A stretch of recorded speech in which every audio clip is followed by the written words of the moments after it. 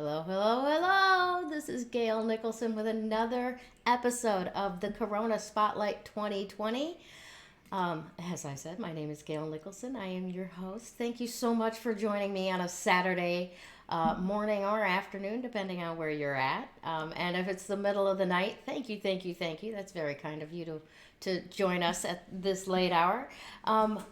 Today is Saturday, and I want to let you know that this is the last Saturday Corona Spotlight that I am going to do. I am working very, very hard on developing the new radio show that we'll be doing in the future, and I need a little bit more downtime to work on the back end of that. So we're going to go shifting from 6 days live to 5 days live. So my guest today has a very special spot as the very last of the Saturday Corona Spotlights. Help me welcome, please, won't you, Jacob Levin, personal trainer with UlyssesTraining.org. I'm so glad that you have the opportunity to join us today, Jacob. How are you? Man, I'm doing great. Thank you so much for having me on the show, Gail. How are you doing? I'm doing well. I'm doing well. I'm looking forward to sitting outside in the sunshine doing lots of nothing this afternoon. How about you? Well, I already did that this morning, but it sounds like a really good plan. Awesome. Awesome. Well, I know that I've already had a couple of personal trainer type people on the show. And we want to switch from the, immunity stuff to a little bit more of, what to do to not let how do I want to put this? It's getting old sitting here doing stuff to stay healthy in the house. It's getting old. How can we Absolutely. keep a fresh attitude about continuing to do what we need to do to keep our bodies healthy in such a confined situation? This is a problem I've been working with a lot of my clients on. We're used to being able to kind of take a break from our home life when we go to the gym. For a lot of people, that's one of the big appeals of the gym is that you're not at work, you're not at home, you're kind of having this meditative experience, whether you're bench pressing or standing on a treadmill. It's all about you. It's very much you time. And during the coronavirus, this has obviously been a little bit harder to sustain. Mm-hmm. You're at home, you might be alone, or you might have six other people in the house with you. And there's not really that opportunity to separate things out. So I've come up with what I think are a few fairly creative solutions to this. The first, and this is an option for those of us that have a little bit of room in their house, is to set a room aside for everyone to use to get a little bit of quiet time. It doesn't necessarily have to be a gym. You could use it as a gym. You could set up some dumbbells in there, go in and work out for an hour, and no one else is allowed in during that hour. So, That's I think, pretty cool idea. yeah, I like that Go idea. ahead. I like that idea a lot. Kind of like a reverse solitary confinement. Um, Yeah, Instead, confining absolutely. everybody else outside of that room so you have a little sanctuary of privacy for yourself for a little while. And it's not just for one person. Set up a roster if you need to, cycle people in and out. Everyone needs a little bit of time to recharge, whether it's doing yoga, whether it's working out, whether it's just sitting and reading a book. We're all entitled to that kind of private time. Mm-hmm. And I think if you have the space to do it, setting up regimented times for people to go and kind of chill Mm-hmm. seems like a really feasible stopgap measure. Right. And not as a punishment, but as a strategy or a tool or even a reward. Um, Absolutely. so I know that you're an introvert. I'm an introvert until I get into an environment where I feel safe. Then I'm very extroverted. But can we talk for a minute about how being holed up with other people in a household might be impacting the introverts these days?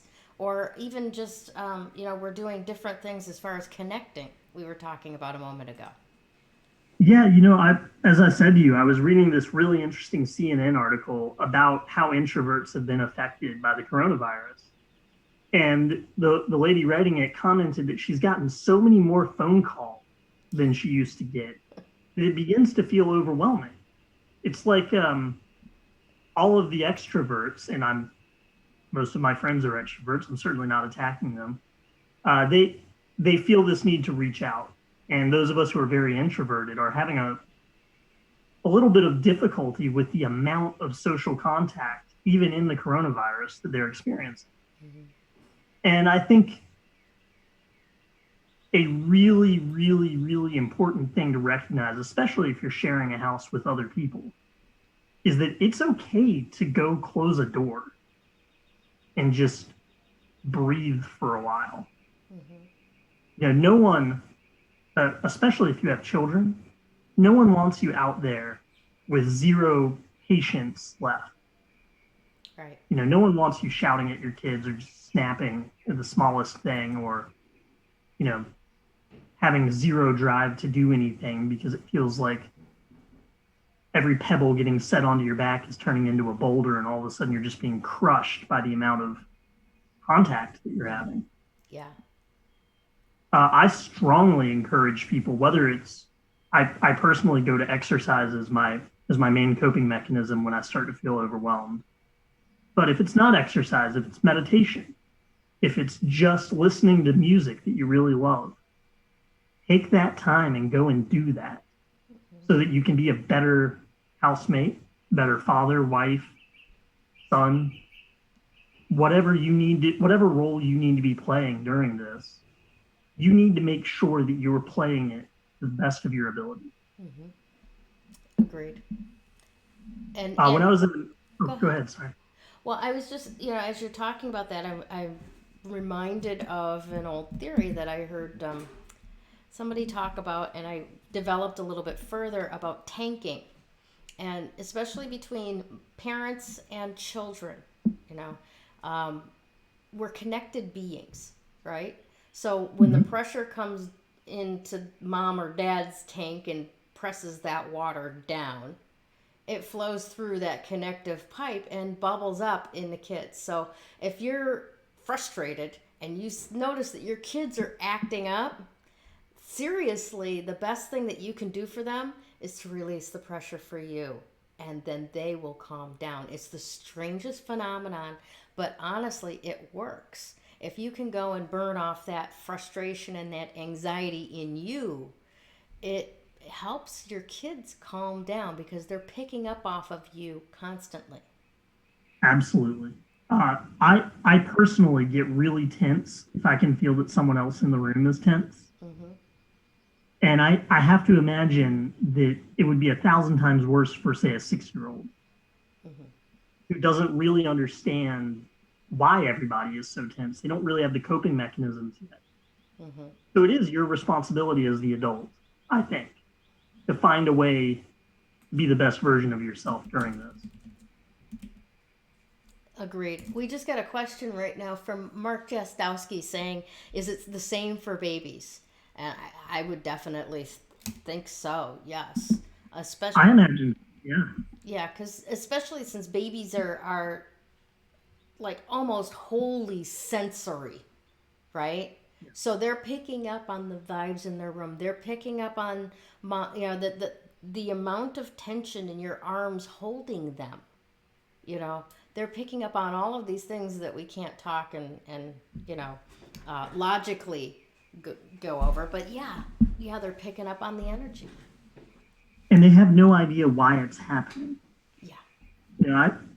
I think about that a lot. Like, babies must live in a really strange world. All of this stuff is going on. What is happening right now? It's your first time seeing any of it. Mm-hmm. Yeah. And imagine if your first time is people, barely holding on to their temper all the time. Yeah. Yeah, I think it must be relevant to babies as well. I would agree. So thanks for following me on that tangent. Let's get back to you. So tell me a little bit about what you do as a personal trainer. I know that you're very, very much a proponent of nutrition for sure. You know, it's not just about, protein powders and that kind of stuff, but actually giving your body the nutrients that it wants to, make the processes work. So tell me a little bit about your philosophy there. Well, I received my certification through Precision Nutrition, which is one of, in my opinion, the best, but one of the best nutrition certification companies in the world. And they believe, and I believe, that it's not about giving you this one set meal plan that you're going to follow for the rest of your life. Mm-hmm. In fact, studies show that people who try to adhere to a very strict meal restricting plan, they succeed for 1, 2, 3 months, and then they have a blowout or they fall off the wagon or whatever you want to call it, Mm-hmm. because it's difficult. It's a lot of pressure, Yeah. and it's really, in my opinion, no way to live your life. I want to be able to eat what I want. I want to be able to eat tasty food. So the trick is to find a way to do that, eat your tasty foods, to enjoy yourself without just eating garbage, for lack of a better word. I don't really love that phrase, but can't think of a better one. Well, Um, I think it stands up because you know our we train our bodies. Unfortunately, we train our palates from a young age. Most baby foods have sugar added, right? Absolutely. We begin the addictions at feeding solid food age 6 months, and as time goes on, the more fat, the more salt, the more sugar in our diet, the more we go, oh, that's what tastes good, right? But no, that's what we've trained our palate is our smorgasbord, so to speak. Those are our choices. But in fact, I found for myself when I went through a time period where I cut out all processed foods. I didn't eat any kind of white potato. I didn't drink any pop or soda. And, I didn't have anything deep fried.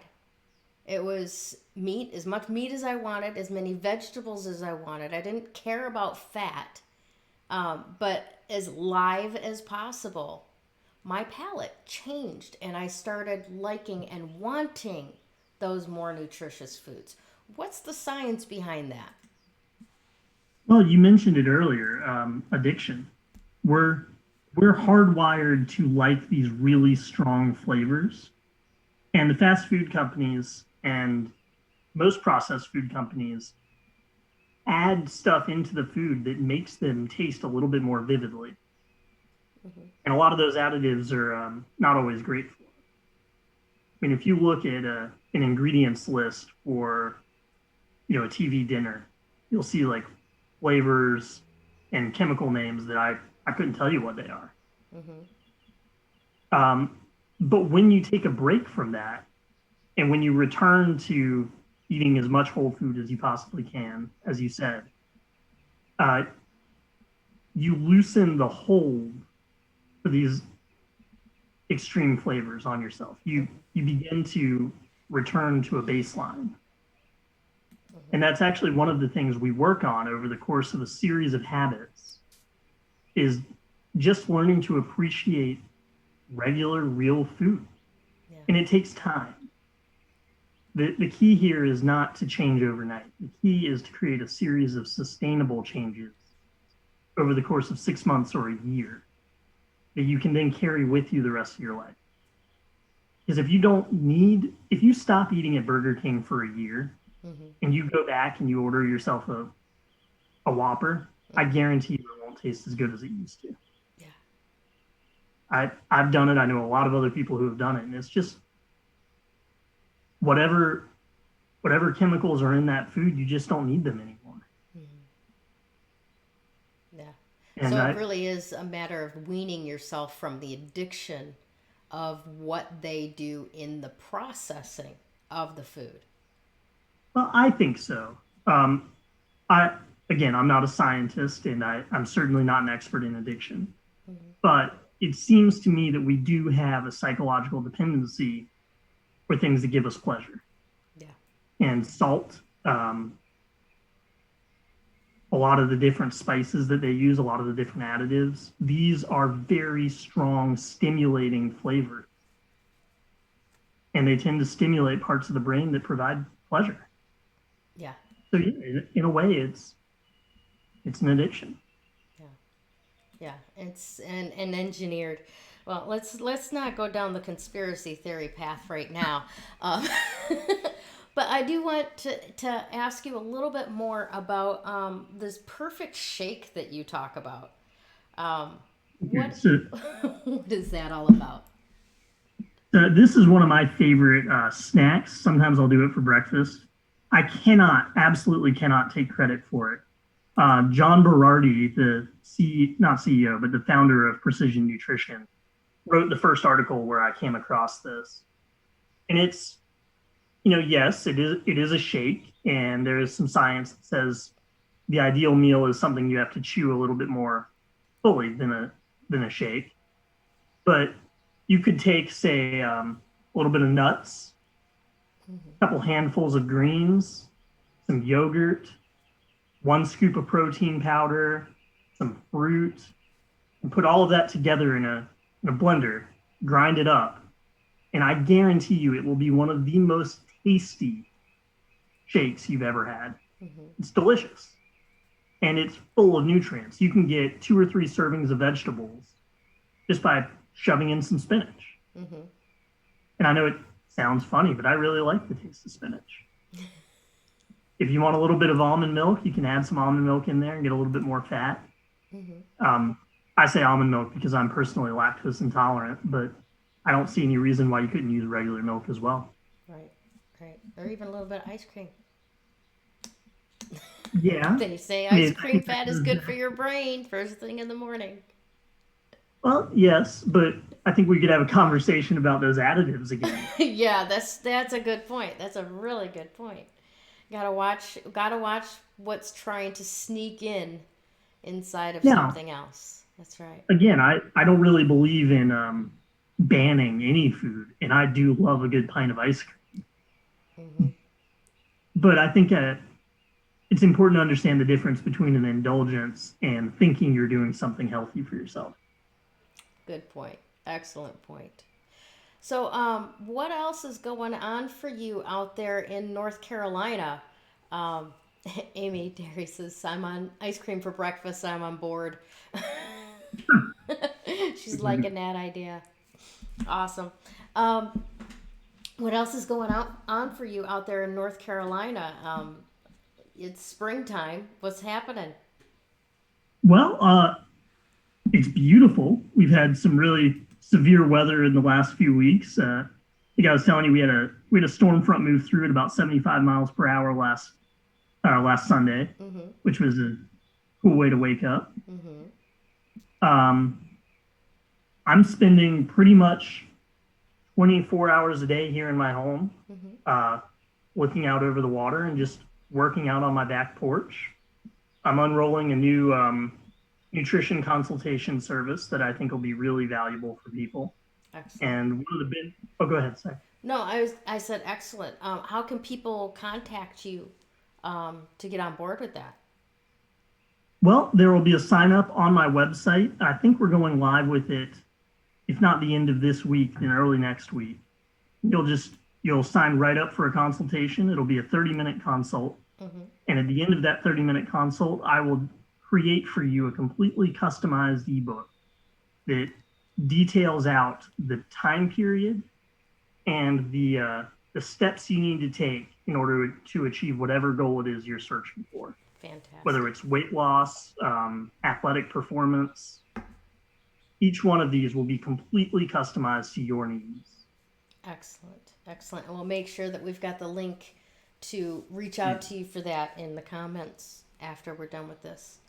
Awesome. So tell me a little bit about your past history. How did you get into, personal training as a career? I know it some point you were in the military, weren't you?